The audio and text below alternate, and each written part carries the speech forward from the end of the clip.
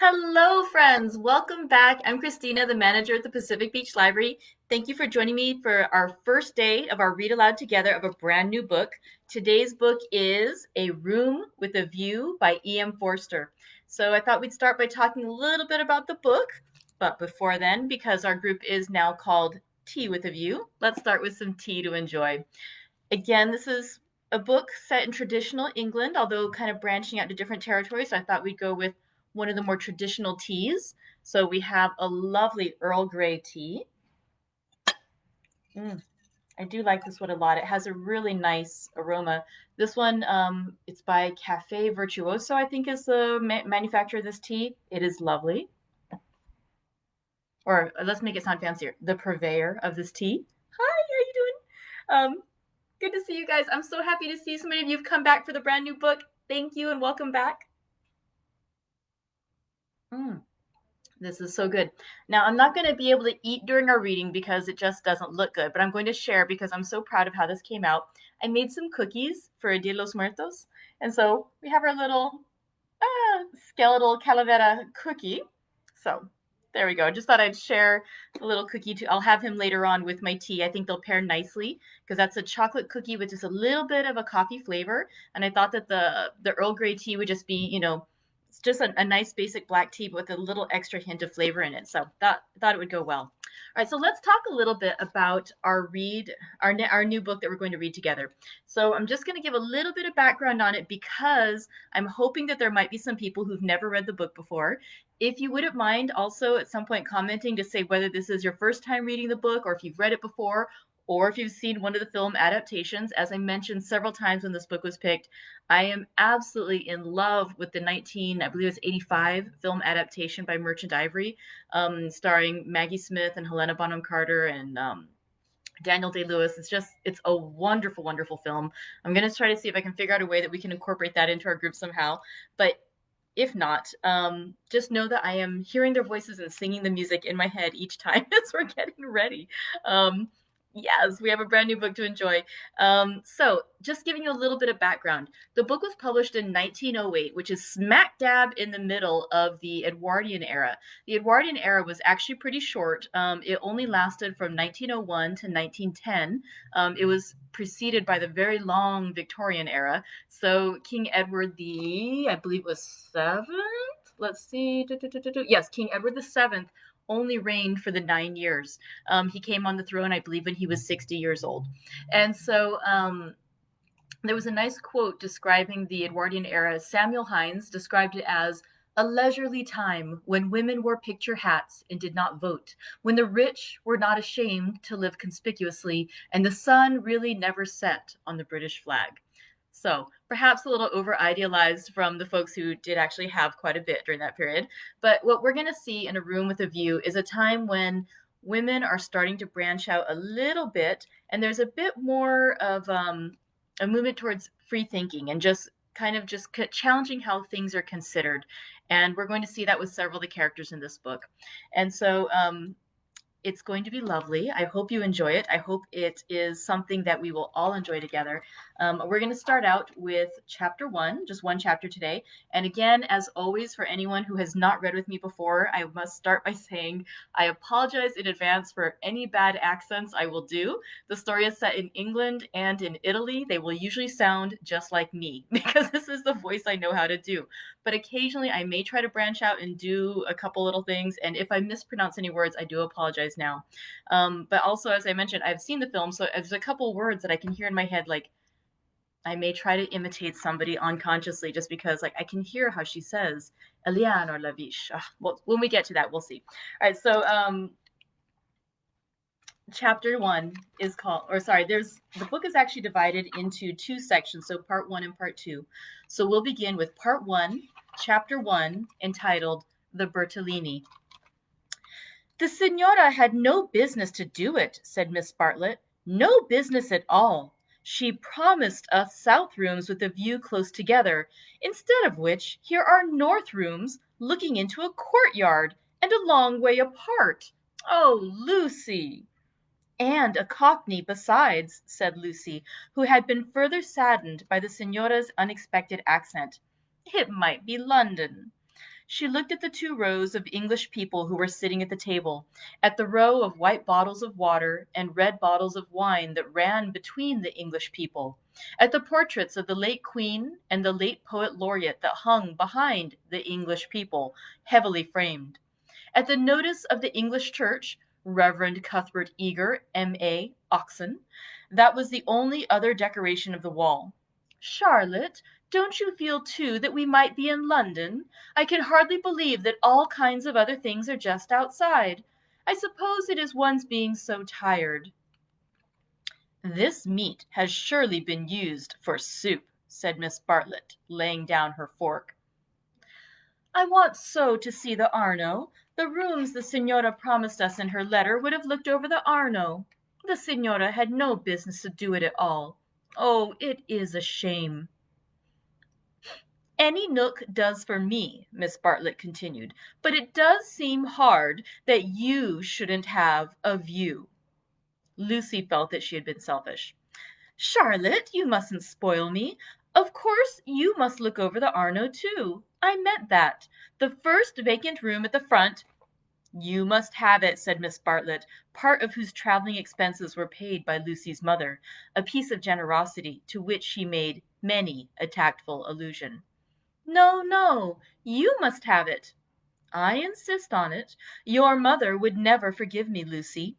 She would never forgive me. The ladies' voices grew animated and, if the sad truth be owned, a little peevish. They were tired, and under the guise of unselfishness, they wrangled.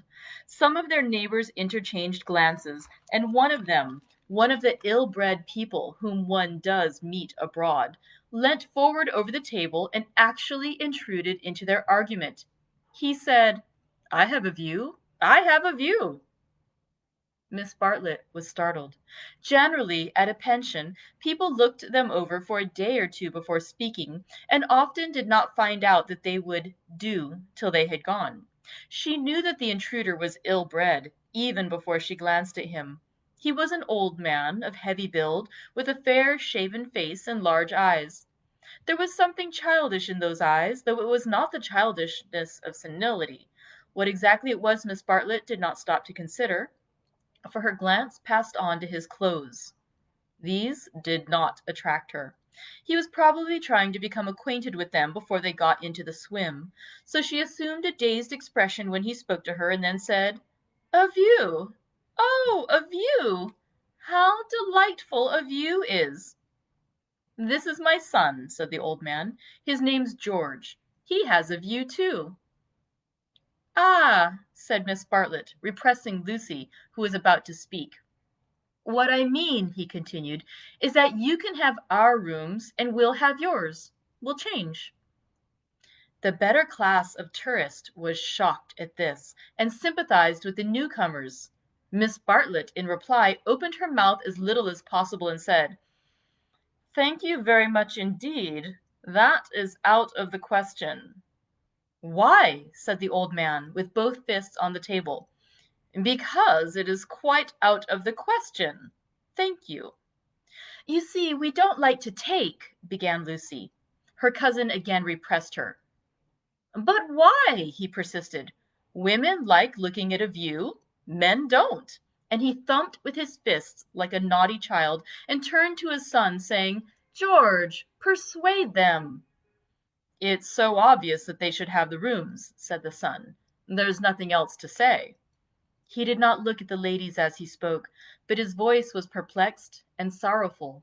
Lucy, too, was perplexed, but she saw that they were in for what is known as quite a scene, and she had an odd feeling that whenever these ill-bred tourists spoke, the contest widened and deepened till it dealt not with rooms and views, but with something quite different, whose existence she had not realized before. Now the old man attacked Miss Bartlett almost violently. Why should she not change? What possible objection had she? They would clear out in half an hour. Miss Bartlett, though skilled in the delicacies of conversation, was powerless in the presence of brutality. It was impossible to snub anyone so gross. Her face reddened with displeasure. She looked around as much as to say, Are you all like this? And two little old ladies who were sitting further up the table, with shawls hanging over the back of their chairs, looked back, clearly indicating, "We are not. We are genteel."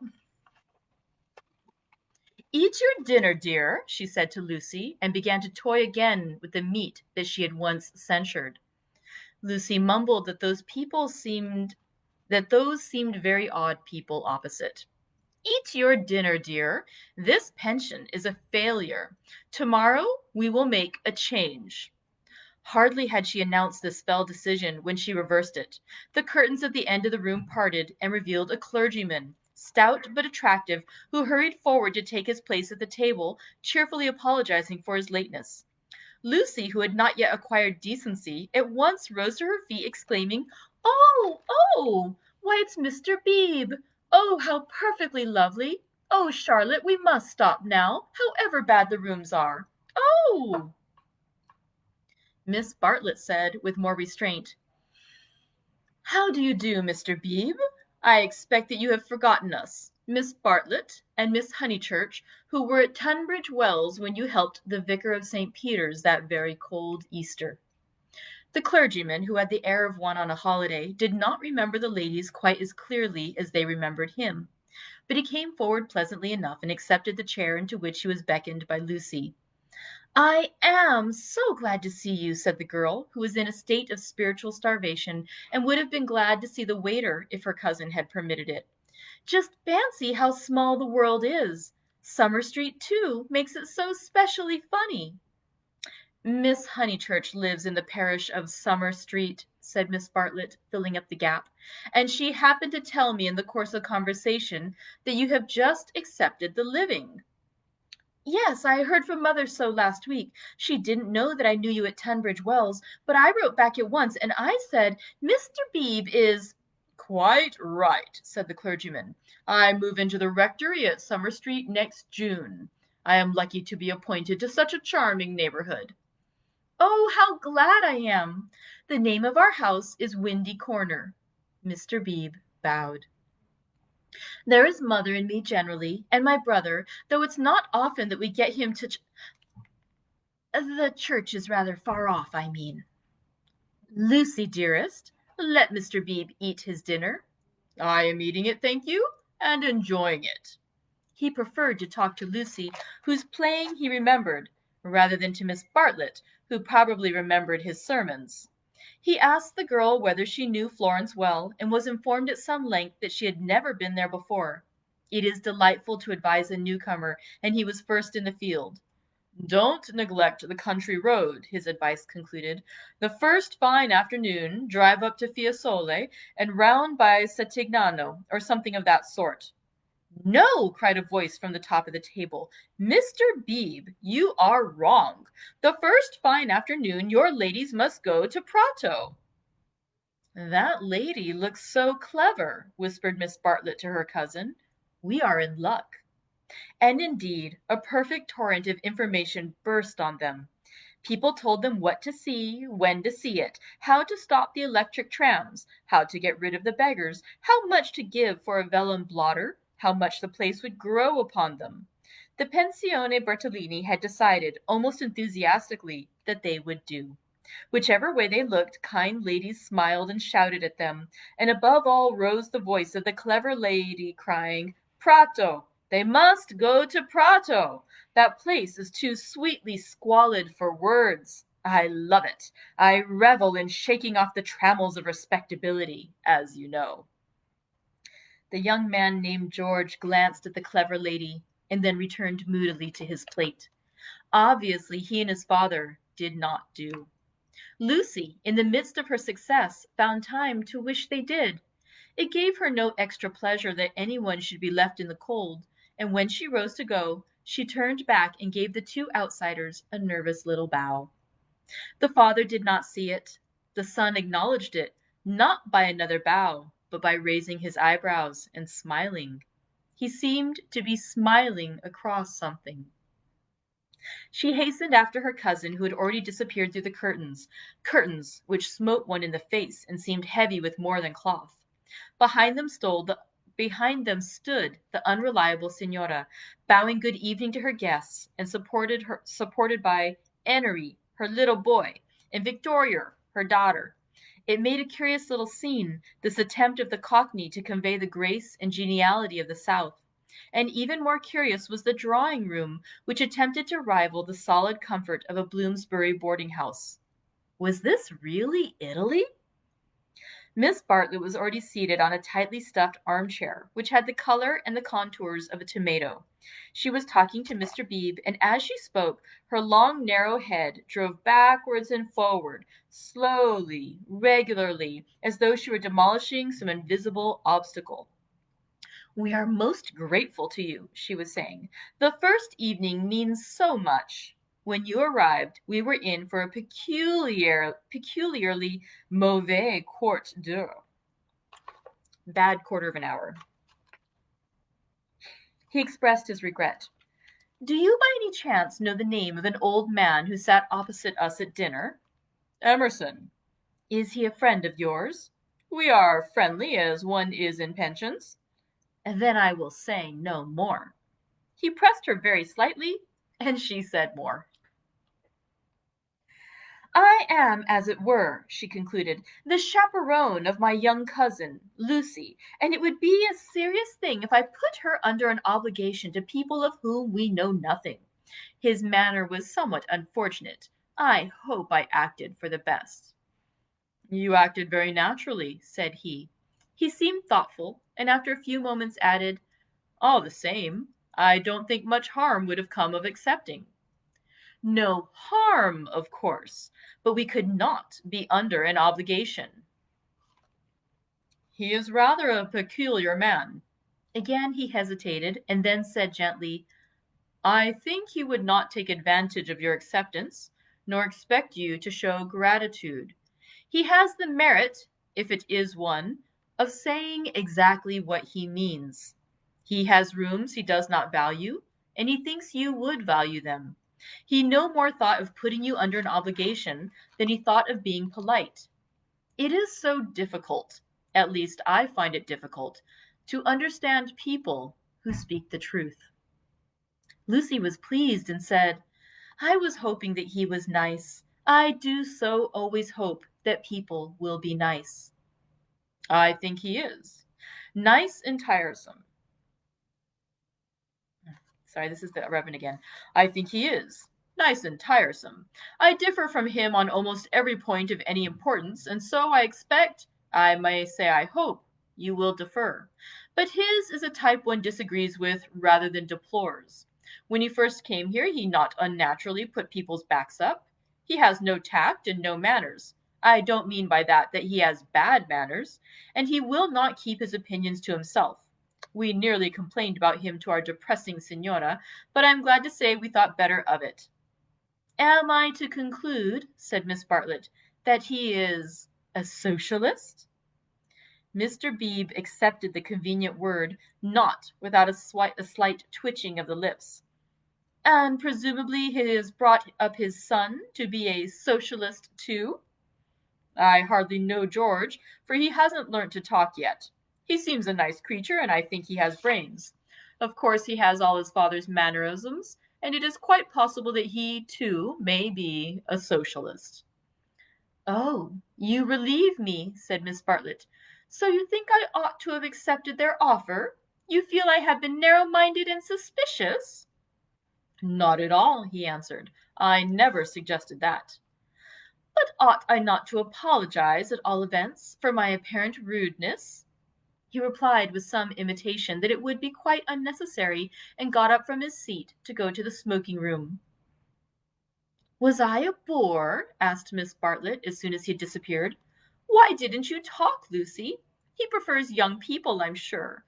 I do hope I haven't monopolized him. I hoped you would have him all the evening, as well as all dinner time." "He is nice," exclaimed Lucy. "Just what I remember. He seems to see good in everyone. No one would take him for a clergyman." "My dear Lucia." "Well, you know what I mean, and you know how clergymen generally laugh. Mr. Beebe laughs just like an ordinary man." "Funny girl. How you do remind me of your mother. I wonder if she will approve of Mr. Beebe. I'm sure she will, and so will Freddie.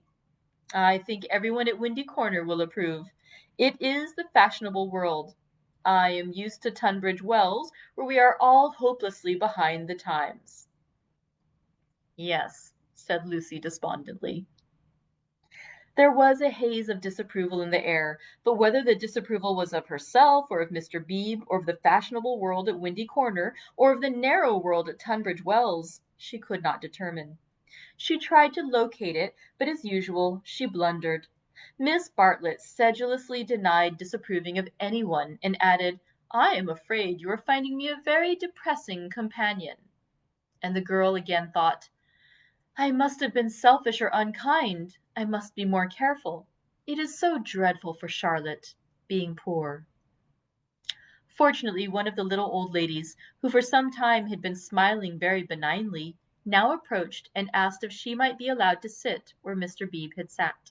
Permission granted, she began to chatter gently about Italy, the plunge it had been to come there, the gratifying success of the plunge, the improvement in her sister's health, the necessity of closing the bedroom windows at night, and of thoroughly emptying the water bottles in the morning. She handled her subjects agreeably, and they were perhaps more worthy of attention than the high discourse upon Guelphs and Ghibellines which was proceeding tempestuously at the other end of the room. It was a real catastrophe, not a mere episode, that evening of hers at Venice, when she had found in her bedroom something that is one worse than a flea, though one better than something else. But here you are as safe as in England. Signora Bertolini is so English. Yet our rooms smell, said poor Lucy. We dread going to bed. Ah, then you look into the court, she sighed. If only Mr. Emerson was more tactful. We were so sorry for you at dinner. I think he was meaning to be kind. Undoubtedly he was, said Miss Bartlett. Mr. Beebe has just been scolding me for my suspicious nature. Of course I was holding back on my cousin's account. Of course, said the little old lady, and they murmured that one could not be too careful with a young girl.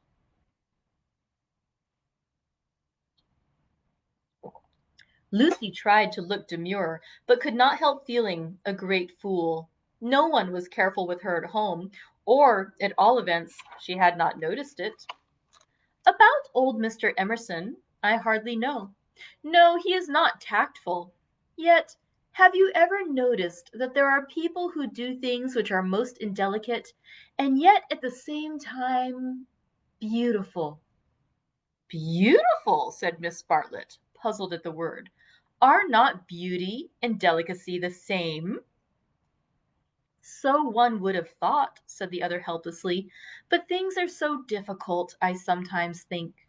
She proceeded no further into things, for Mr. Beebe reappeared, looking extremely pleasant. Miss Bartlett, he cried, it's all right about the rooms? I'm so glad. Mr. Emerson was talking about it in the smoking room, and knowing what I did, I encouraged him to make the offer again. He has let me come and ask you. He would be so pleased. Oh, Charlotte, cried Lucy to her cousin, we must have the rooms now. The old man is just as nice and kind as he can be. Miss Bartlett was silent. I fear, said Mr. Beebe after a pause, that I have been officious. I must apologize for my interference. Gravely displeased, he turned to go. Not till then did Miss Bartlett reply, My own wishes, dearest Lucy, are unimportant in comparison with yours. It would be hard indeed if I stopped you doing as you liked in Florence, when I am only here through your kindness. If you wish me to turn these gentlemen out of their rooms, I will do it. Would you then, Mr. Beebe, kindly tell Mr. Emerson that I accept his kind offer, and then conduct him to me, in order that I may thank him personally? She raised her voice as she spoke. It was heard all over the drawing-room, and silenced the Guelphs and the Ghibellines. The clergyman, inwardly cursing the female sex, bowed and departed with her message. Remember, Lucy, I alone am implicated in this. I do not wish the acceptance to come from you.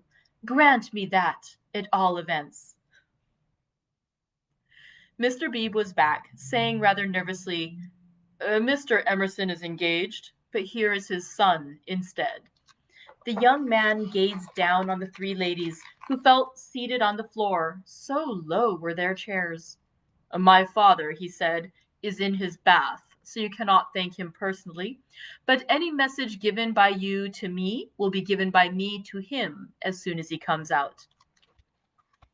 Miss Bartlett was unequal to the bath. All her all her barbed civilities came forth wrong end first. Young Mr. Emerson scored a notable triumph to the delight of Mr. Beebe and to the secret delight of Lucy. Poor young man, said Miss Bartlett as soon as he had gone. How angry he is with his father about the rooms. It is all he can do to keep polite. In half an hour or so your rooms will be ready, said Mr. Beebe.